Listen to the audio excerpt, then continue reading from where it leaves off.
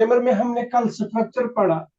Structure का एक बुनियाद होता है जिससे हम स्ट्रक्चर बनाते हैं, वो हम लेटर्स से बनाते हैं। किन से? Letters. Letters. So here we should be well aware about the word letter. What does letter mean? These are two terms. One is letter and one is alphabet. तो आज हम पढ़ेंगे अल्फाबेट और लेटर क्या होता है, क्या ये दोनों सेम है? अगर सेम है तो फिर लेटर किसको कहेंगे और अल्फाबेट किसको कहेंगे? ठीक है ओके बेटा? सर। हाँ, तो लेटर जो है, लेटर लफ्ज जो है, it is originated from the Latin word Litera, LITTER, which means a sign. Board पे मैं जो लिख रहा हूँ दिखाई दे रहा है यस सर। अच्छे से? Yes sir. चलो, तो लेटर जो है इसके बदले लैटिन वर्ड इस्तेमाल हुआ करता था लिटीरा, जिसका मतलब है a sign, एक निशानी। क्या है निशानी?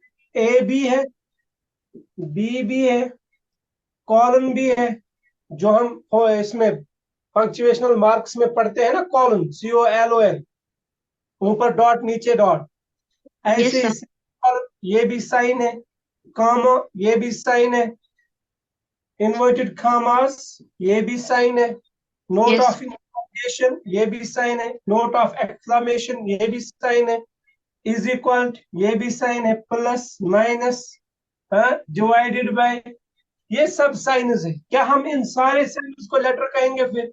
नहीं, क्योंकि मैंने कल भी कहा आपको, जो इन दो चीजें, एक वर्ड होता है और दूसरी टर्म। वर्ड को सिर्फ लफ्जी माना होता है, लेकिन टर्म को हम एक्सप्लेन करते हैं। एक तो लफ्जी माना, दूसरा उसको एक्सप्लेन करते हैं। लफ्जी माना हमने देखा, लेटर हम कहते हैं लफ्जी माना में एक निशानी को, एक सिंबल को, हाँ। लेकिन अब हमें देखना है किस निशानी को हम लेटर कहते हैं, वो हम एक्सप्लेनेशन में देखेंगे। ठीक है बेटा? हाँ, तो लेटर जो है, लेटर हम उस निशानी को कहेंगे, a sign which represents one or more speech sounds, एक निशानी जो रिप्रेजेंट करे, जिसको हम पढ़ सके, जिसको हम पहचान सके, एक या एक से ज्यादा उन आवाजों से जो हम बोलने में इस्तेमाल करें। इसको और एक हिस्सा है, पहले हम यह हिस्सा समझेंगे। देखो बेटा, मैं यहां पे एक वर्ड लिखूंगा, APPLE। What does it mean? Apple. It sound as Apple. ANT, and. ant, very good. AUNT, ought. ant. ALL, all. Very good. अब देखो, मैंने 4 वर्ड्स लिखे, each word starts with the same letter, that is a. हर कोई word a से start होता है बेटा, yes sir. लेकिन जो साउंड ए को यहाँ पे है वो एंट में नहीं है, वो आंट में नहीं है, वो ऑल में नहीं है। और जो एंट में है वो एप्पल में नहीं है, वो आंच में नहीं है, वो ऑल में नहीं है। मैं देख रहा हूं लेटर सेम है, लेकिन साउंड जो मैं बोलने में इस्तेमाल कर रहा हूं वो डिफरेंट है। समझाया बेटा? Yes sir. तो ये एक ऐसी निशानी है जो रिप्रेजेंट करती है एक या एक से ज्यादा, एक भी हो सकती है, एक से ज्यादा भी हो सकते हैं, उन आवाजों को जो हम बोलने में इस्तेमाल करते हैं। हाँ, अब देखो, हम फुल स्टॉप को लेंगे। क्या हम फुल स्टॉप को कभी पढ़ते हैं बोलने में? No sir. जैसे आप कोई सेंटेंस पढ़ रही हो, I am a boy, I am a boy को हम सेंटेंस पहचानने के लिए लास्ट में फुल स्टॉप डालते हैं। क्या हम यस सर। ऐसे पढ़ेंगे I am a boy full stop? No sir. No, क्योंकि जो फुल स्टॉप है ये साइन है, इसको साउंड भी है, आवाज भी है, फुल स्टॉप, लेकिन ये साउंड बोलने में इस्तेमाल नहीं नहीं हो। होती। क्लियर? समझ आया बेटा? Yes sir.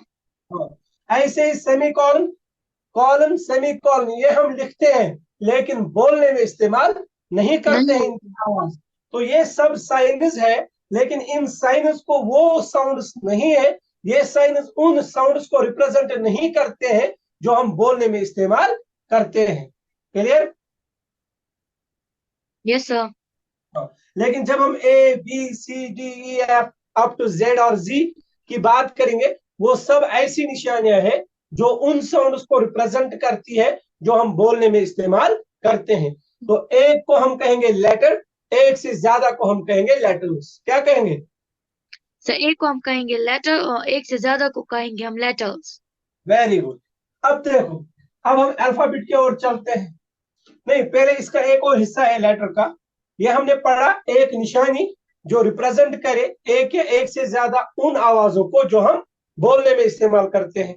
अब जब हम इन निशानियों को आपस में मिलाएंगे, दूसरा पोर्शन है इसका, a Yes, sir. sign represents one or more speech sounds and when combined into such other signs, और जब ये साइन मिलाई जाती है इन जैसी साइनस के साथ, इन जैसी निशानियों के साथ, फॉर्म्स ए मीनिंगफुल वर्ड, तो एक मानादार लफ्ज बनाते हैं। क्या बनाते हैं?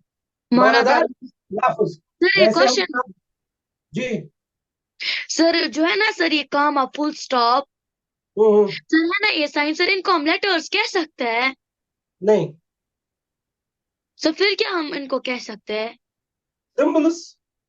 और अब फिर इनको अलग अलग है, देखो, मैथमेटिक्स में इनको अलग नाम है, साइंस में इनको अलग नाम है, और इंग्लिश में इनको पंक्चुएशनल मार्क्स कहते हैं।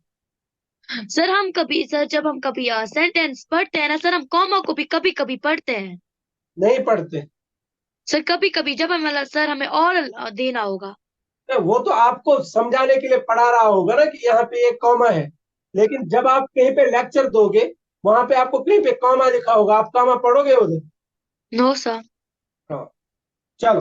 तो ये जो है, these are only symbol signs, English में हम इनको पंक्चुएशनल मार्क्स कहते हैं। ठीक है? हाँ, तो ये जो है जिनसे हम कुछ बोल पाते हैं उनको हम लेटर्स कहेंगे यहाँ पे।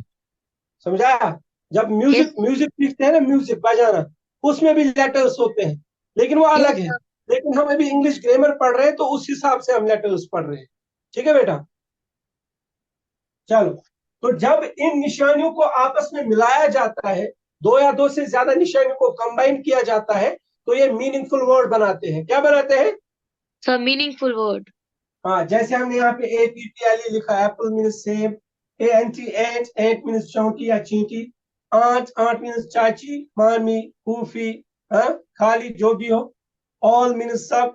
अब देखो, अगर हम इन निशानियों को आपस में कितनों को भी मिलाएंगे, full stop, comma, semicolon, note of interrogation, क्या कभी ये मीनिंगफुल वर्ड बना सकते हैं? नो नहीं सर। बना सकते। Plus minus is equal divided by, multiplied by, क्या ये कभी मीनिंगफुल वर्ड बना सकते हैं? नहीं बना सकते। No sir inverted. Yes sir. हाँ। अब देखो अल्फाबेट किसको कहें। ये हो गया, एक निशानी को लेटर कहेंगे, एक से ज्यादा को हम लेटर्स कहेंगे। अब हम अल्फाबेट की ओर चलते हैं। अल्फाबेट लफ्ज जो है, इसके बदले लैटिन वर्ड इस्तेमाल हुआ करता था, अल्फाबिटम। अल्फाबिटम, ALPHABETUM। आज तरावत से इंशाल्लाह क्या रात को बेसिकली वापर जाए तम चीज हिस्स में बताए कौन त्रेत के। ठीक है बेटा? ओ यस सर। अल्फाबिटम, अल्फाबिटम एक ऑरिजिन है इसका, यानी अल्फाबेट से पहले जो लफ्ज इसके बाद इस्तेमाल हुआ करता था, तब इंग्लिश भारत में नहीं था, तब इंग्लिश का ऑरिजिन नहीं हुआ था। हाँ, तभी एक लैंग्वेज जिसको हम सेटेलिस्टिक लैंग्वेज बोलते हैं वो बोली जाती है। वो इंशाल्लाह आप ऑरिजिन ऑफ इंग्लिश में पढ़ोगी, अभी आप याद रखो। तो उस लैंग्वेज में इसको अल्फाबिटम कहते थे। क्या कहते थे? अल्फाबिटम। और दूसरा ऑरिजिन जो अल्फाबेट टर्म का है, वो है कि जो जर्मनी के 24 लेटर्स है ना, जो हम अभी मैथ्स और साइंस में इस्तेमाल करते हैं, अल्फा, बीटा, गामा, डेल्टा, ईटा, थीटा, एयोटा, जीटा, एप्सिलॉन, कापा, लैम्डा, म्यू, न्यू, जाई, फाई, काई, ओमिक्रॉन, ये टोटल 24 है। कितनी है? 24। इसमें जो पहले दो लेटर्स थे, दो साइंस थी, वो था अल्फा एंड बीटा, जो मैथ्स में भी इस्तेमाल होती है और साइंस में भी इस्तेमाल होती है, अल्फा और बीटा। अब ये जो अल्फा और बीटा है, इनकी साउंड है ALPHA, और बीटा की साउंड है BETA, है ना? अब इन दो साउंड्स को आपस में मिलाया गया और टर्म दी गई alphabet. These are the first two Greek sign sounds, alpha and beta. First two Greek sign sounds. यानी जर्मनी की अल्फाबेट के जो पहले साइंस थी, पहली दो लेटर्स थी, उनकी आवाज को आपस में कंबाइन किया गया, मिलाया गया और टर्म दी गई अल्फाबेट. क्लियर? Yes sir. अब अल्फाबेट किसको कहा गया? अल्फाबेट जो है an ordered set of letters. An ordered set of letters representing some basic speech sounds. हाँ, an ordered set of letters. पहले हम ये हिस्सा देखते हैं. इसमें तीन चीजें हैं: ordered, set, letters. लेटर्स हमने देखा, एक निशानी को लेटर कहेंगे, एक से ज्यादा को लेटर्स कहेंगे. अब यहाँ पे सेट और ऑर्डर, पहले हम सेट देखेंगे. सेट जो है, सेट के बदले लैटिन वर्ड इस्तेमाल हुआ करता था सेटी, SETT, जिसका मतलब है complete group of something. Complete group of something. समझ आ रहा है बेटा? Yes sir. हाँ, तो सेट का मतलब कंप्लीट ग्रुप. देखो मैं आपको एक एग्जांपल से समझाता हूं. आप मम्मी के साथ कप खरीदने जाते हो, वहां से Yes, आप कप खरीदते हो. कप सेट में कितने कप्स होते हैं? तो 6 होते हैं. 6 या 12. अगर छोटा होगा तो 6, बड़ा सेट होगा तो 12. अब आपने सेट खरीदा 6 कप का या 12 कप का, लेकिन जो ही आपने डब्बा खोला, बॉक्स खोला, आप वहां पे 4 ही कप पाते हो. 2 कप कम है या 1 कप कम है, क्या आप लोगे वो? हो सर. क्या बोलोगे दुकानदार से? इसमें सेट कम है, इसमें कप्स कम है. हाँ, ये सेट नहीं है, इसमें कप्स कम है. सेट पूरा नहीं है. तो सेट का मतलब कंप्लीट ग्रुप ऑफ समथिंग. यहाँ पे कप्स की बात हो रही है तो कंप्लीट ग्रुप ऑफ कप्स होना चाहिए, है ना? अब यहाँ पे हम किसकी बात कर रहे हैं? सेट ऑफ लेटर्स की. तो इसका मतलब क्या हुआ? Complete group of letters. Group और सेट में फर्क है. ग्रुप 2 को भी कहेंगे, 3 को भी, 4 को भी, लेकिन सेट हम कहेंगे कंप्लीट ग्रुप को. और एक एग्जांपल मैं आपको समझाता हूं. आपके क्लास में 60 स्टूडेंट्स है, फॉर एग्जांपल, फॉर देंगे, आपके क्लास में 60 स्टूडेंट्स है, लेकिन हम 10 स्टूडेंट्स को भी ग्रुप ऑफ स्टूडेंट्स कहेंगे, 20 को भी कहेंगे, 2 को भी कहेंगे. लेकिन सेट ऑफ स्टूडेंट्स हम तभी कह सकते हैं जब 60 के 60 बराबर होंगे, है ना? Yes sir. ऐसे हमें इंग्लिश में कितने लेटर्स है? 26. 26. तो जब मैं कहूंगा सेट ऑफ लेटर्स, तो कितने लेटर्स हो गए? सेट ऑफ 26 जो है ना सर, इनको हम सेट ऑफ लेटर्स कहेंगे. Very good. जब 26 के 26 होंगे तभी सेट होगा ना. Very good. अब ऑर्डर्ड. ऑर्डर्ड लफ्ज जो है ये डिराइव हुआ है ऑर्डर से. किससे? ऑर्डर से. जवाब दो साथ साथ. और ऑर्डर के बदले लैटिन वर्ड इस्तेमाल हुआ करता था ऑर्डरियर, ORDER, जिसका मतलब है टू बी इन सीक्वेंस.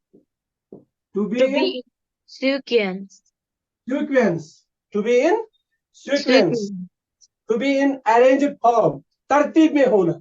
अब देखो दो चीजें हैं. इन ऑर्डर, तरतीब में. Set, complete group. किसका? Of letters. लेटर्स का. यानी एक इंग्लिश के 26 के 26 लेटर और साथ में ऑर्डर, तरतीब में. तरतीब में मतलब ABCDE ऐसे ही Z तक जो हम तरतीब आज पढ़ रहे हैं. तो जब इस तरतीब में 26 के 26 लेटर होंगे तब जाके हम कह सकते हैं it is an English alphabet. एक लेटर को हम अल्फाबेट नहीं कहेंगे. क्लियर? Yes sir. सर अगर हम मतलब लिखेंगे SEBAD, मगर लिखेंगे मतलब बराबर 26, उनको हम लेटर्स कहेंगे ना कि अल्फाबेट. क्लियर? हाँ. और जो इनको ऑर्डर पहले दिया गया है, जो हम आज लिख रहे हैं A to Z, उस ऑर्डर को हम कहते हैं कस्टमरी ऑर्डर. क्या कहते हैं? Customary order. CUSTOMARY. Customary order जो ऑर्डर। इनको पहले दिया गया है। क्लियर? Yes, yes sir. चलो, तो ये हो गया लेटर और अल्फाबेट। लेटर हम एक निशानी को कहते हैं जो रिप्रेजेंट करती है एक या एक से ज्यादा उन आवाजों को जो हम बोलने में इस्तेमाल करते हैं, और जब इनको आपस में मिलाया जाता है तो ये मीनिंगफुल वर्ड्स बनाते हैं। और अल्फाबेट हम कहते हैं जब इंग्लिश के 26 के 26 लेटर उसी तरतीब में होंगे जो इनको पहले दी गई हो, जिसको हम कस्टमरी ऑर्डर कहते हैं। जब उसी ऑर्डर में 26 लेटर्स होंगे तब जाके हम कह सकते हैं it is an alphabet, it is an English alphabet. Alphabets नहीं कहेंगे, अल्फाबेट